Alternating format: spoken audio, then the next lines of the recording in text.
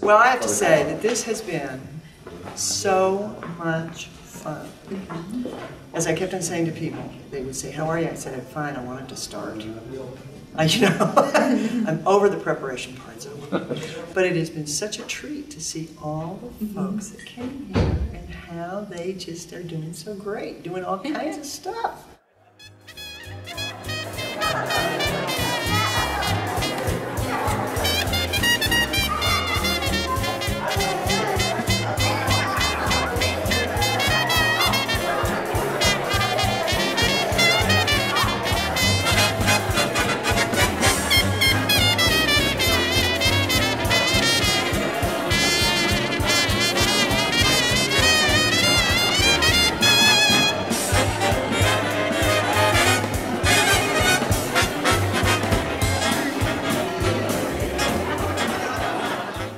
Hi, Josie. Hey, Josie.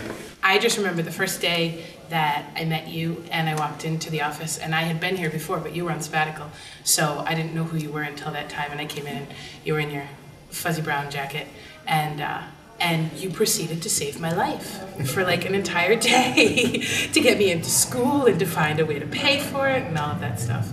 And now I am a fuller, better person for it. You saved my life too, because if you hadn't done that for her, then she wouldn't be here right now, and she would have gone back to Massachusetts. So, thank you. Are we rolling? Yes, we are. Oh, we are? Oh my gosh. Oh, okay. Hit it. Okay.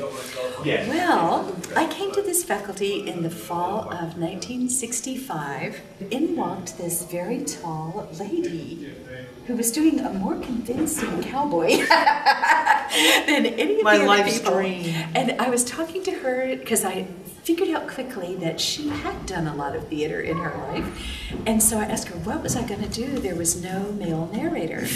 And she put in my head that she could do this role. No, what I actually, it wasn't me. I just said, well, why does it have to be a male? Yeah. And you went, oh. So Josie was a grad student this first year. And so what I also remember are her silly shenanigans all of the time. Her favorite activity as a grad student was having pea shooters that she sat with, like hitting the bells in the hall to make them ring. And they did. And there were chair chases through the halls. We had much more we frivolous had chair time. races. We had chair races, and Dunn would sit in her chair and we would race around the hall. But you're the one who called them to come up here. That's right, because Josie was in grad school here. We were both I started teaching her at 22. And then Josie left for 10 years, I believe. 9.5. Yeah, and I needed her to come back. So we worked out, that I wanted her to come to look at the job. I think we made the final decision by doing a tarot card reading. Something like that. When I said she belonged here. Yes, you've heard the story, I suspect, of Doug's version of that story. John Mack and I are the two people in the department that voted against Josie when she applied for the job. We were certain that this was a big shoe-in, and we were being stymied, and so we got a little cautious up there, and we voted against her, and it's proven that we were right all along. That's enough. You know, before I actually met you, I hated you. I was jealous of you because I thought you were Keith's first love. And that when you came back to Memphis State, you would take him away from me. And you could have if you'd wanted, but thank God you let me keep you, so. Josie, it's today, probably, it may be tomorrow, marks our 44th anniversary of meeting at P.K. Young High School Auditorium, 1957, Gainesville, Florida. You were a slim, good-looking young blonde headed to academe, going to major in history, I think. I met you at a Florida Players meeting, as you may recall, and you signed up to help out in the shop, and that's the end of that. We've been together ever since. It's a remarkable moment in the history of our theater anyway. Yeah. But you then have been here 25 years since you came back, right? I'm starting my 26th. Yeah, that's pretty fascinating. But of course, was here off and on in the summers doing regular players. So. Have you forgotten to talk about Redbone Players?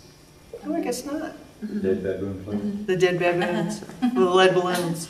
We did it in 1969. It was the first year, a year after the garbage strike, and we had an integrated company, went into the parks. When the park system was still really swell, it was interesting. And they were threatening another garbage strike, as I recall, when we were out at the Jewish Community Center, and I called Ron Ivan and said, we're going to go into the parks. And he said, what are you doing? And we told him, and he said, I don't think there'll be a problem. And every once in a while, I'd look up and there'd be somebody on a bike, just hanging around, and there was never a problem. Flatbed truck. We were actually, it was on the floats for the Cotton Carnival. We built sets at the Cotton Carnival barn. That's where I learned all the important songs in my repertoire. One dark night when we were all in bed, Mrs. O'Leary hung the lantern in the shed, and when the cow tipped it over, she winked her eye and said, there'll be a hot time in the old town tonight. Fire, fire, fire! I wish I was a fascinating bitch. I'd never be poor, I'd always be rich. I'd live in a house with a little red light. I'd sleep all day and work all night. And once a week, I'd take a little rest and drive all our customers wild. Oh, I wish I was a fascinating bitch instead of an illegitimate child. You are my sunshine, my only sunshine. You make me happy when skies are gray. You'll never know, dear, how much I love you. Please don't take my sunshine away. I do think this is the end of an epoch in the Department of Theater and Dance. With Josie still being here teaching her most famous course, though. We hope. We hope that works out to teach Nice. that dead Russian guy. It's great. The one that everybody hates to take until they finish it, and then they're going, well. Well, thank you for all of your Chekhov classes. I thoroughly enjoyed them and learned a lot. To this day, I can actually remember some of the stuff that she said. So she had me run around Big Red about 50 times until I was out of breath. And then she made us lay down and laugh and laugh and laugh and laugh until we just found ourselves crying our little eyes out. And it's a little skill that she taught me, and I use it all the time now in my sales career. And it closes deals. It does. And yeah, so thank you, Josie. A Josie memory. Well, I was always told by our very good friend Sam Jordan that I would always be Josie when I grew up. And I always went, no, I'm not. I'm not going to be like Josie. I'm not. And guess what? I'm just like you. And that is a very wonderful compliment. Josie, I had my teeth cleaned just for this occasion. And I wanted to thank you for your acting class and the aid that you gave me. I appreciate that. And, you brought me out from behind stage out into the forefront. I appreciate that. I always felt like no matter what I was going through, I could knock on your door, and if you were in your office, could have a talk with you about this, that, and the other at strife in my life.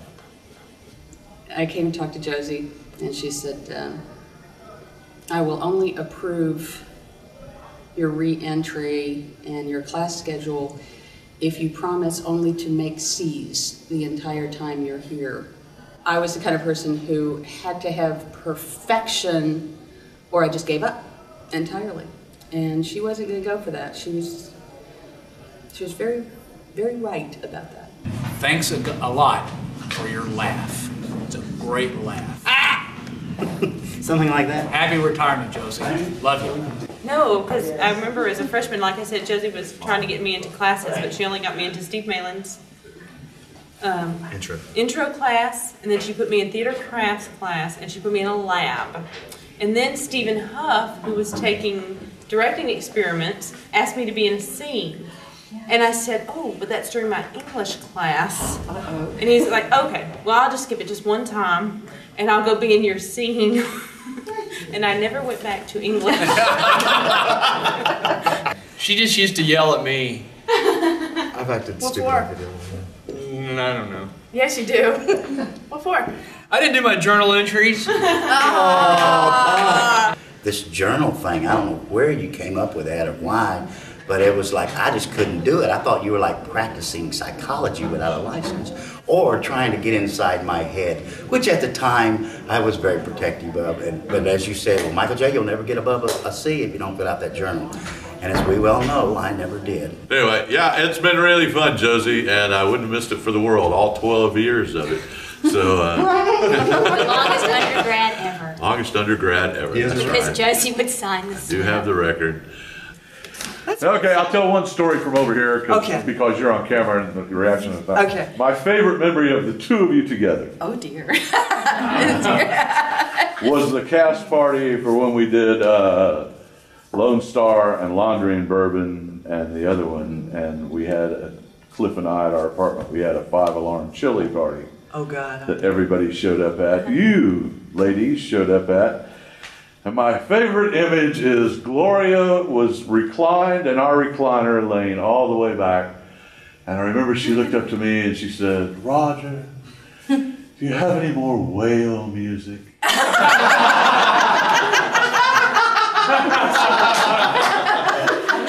don't remember this. I was there, and it was dawn. It was past dawn, and I was telling Josie, I said, Josie, we'll make sure, we're going to throw a blanket over her. We'll make sure she gets out. Josie wouldn't leave until Gloria had left. And I remember walking out, and it was like 9, 10 o'clock in the morning the next day. I got this call from Josie, and she said, we have this opening at the university. Could you come in just for 1 year and fill in until we find somebody? And it was an opening in movement theater, and I came here for just 1 year, and here I am 20 years later. So thank you, Josie. You helped me find my place in the world. Thanks for your humor. 3 funny guys right here. Your love of vaudevillian things, and your sensitivity and your caring. And have a happy retirement. Josie, I have my props together because I'm a good stage manager and no one else will ever understand this, but I just want you to know I had the cranes and I'll never forget Crane Wife and how many cranes you folded during that rehearsal process. I love you. You're one of the most important people in my life and you're awesome. Congratulations on your retirement. And Josie, for you, I just want to tell you that you were wonderful at pushing me and everyone else in your classes and around you to be the best that they could be. And I was very happy to have gotten to know you and have been influenced by you. Hi Josie, I never took a class with you, but I feel like I've had a lifetime of classes from all the good advice you've given me. Hi Josie, thanks for taking care of all my bumps and scrapes and making sure I didn't fall out of the catwalks and holding my hand and filling my head full of all those wonderful sayings. Thank you very much. You've been an inspiration to so many students over the years, and we'll miss you. Have a very happy retirement. I have remembered so much that you said to me, so much that you taught me. I still quote you to this day in every aspect of my life. But no, it is interesting to think about. As you can see, it makes me teary to even think of Josie not being here. It's hard for me to get it. She keeps saying she'll be here doing these great classes, but she doesn't get to do the hard part. So it's hard for me to imagine functioning. I think we've so grown together. Wow. Glory Jean, I'm not going to be far away. You'll be okay. You'll be okay. That I think part of our department is about, that we have become like almost perfect complements of one another. I mean, I think we each balance each other in a really incredible kind of way. Well, we'll just do it differently. Yeah, but it's going to be interesting seeing what the department, but I think it's created such a spirit for what the department is. That it probably has a history that goes on. But it's a rare thing in modern America to have a working relationship this long. Do you know what I mean? Where people really do kind of create a world together. We created it the way we wanted it to be. And did a really good job. Right? Velvet glove. And these two work really well together. It's great. So I'm glad that I do think the reunion is what galvanized you to think about going on and retiring. Well, I guess maybe it did. I didn't think of it in that way, but it could have. And also because I think it is time. I mean, I think it's probably time for some stuff to shift and change. And there are a lot of things that should perhaps happen, many of which I don't need to be a part of. And that's good. I mean, that's not bad. It's just good, different stuff. Change is good. It is absolutely good, and I'm for it myself. I want to do some other stuff too. It'll be good. Just take a look at this past weekend and how many people whose life was affected. I just love that. I have to say, it's just been so much fun to watch people. You know that we were sisters in another world. You know it and I know it. What other two people are this big and wear a size 10.5 shoes? But I can never thank you enough for taking care of my boys. There's not many professors that take a sabbatical based on when Jerry Dye is going to start as a freshman. You have been a huge part of my life from the time I was 13, and I was sitting on some phone books and eating cheesecake with you. And you've been my Aunt Josie, and you have been my teacher, and now you're my friend, and I love you very much. We first met you in 1982. We came to University of Memphis, Memphis State at the time, and it was very unusual situation where our son was transferring here and we were trying to find a place for him. And we found more than a place for him. We found a person that was just incredible. Josie. Josie. We love her.